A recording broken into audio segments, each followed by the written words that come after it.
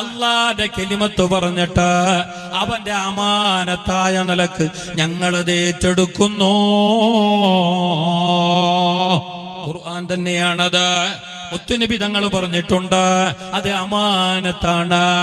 നീ കെട്ടിയ പെണ്ണ് അത് അമാനത്താണ്, അത് സൂക്ഷിപ്പ് സ്വത്താണ്.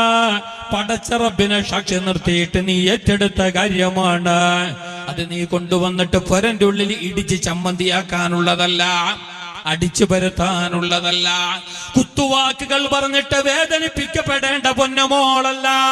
നീ നല്ലോണം പിരിശപ്പാട് കൊടുത്ത്, സ്നേഹം കൊടുത്ത്, വാത്സല്യം കൊടുത്തിട്ട് നല്ല പൊന്നു പോലെ നോക്കാൻ വേണ്ടി നീ ഏറ്റെടുത്തു കൊണ്ടുവന്ന അമാനത്താണ് നിന്റെ ഭാര്യയാകുന്ന പെണ്ണ്.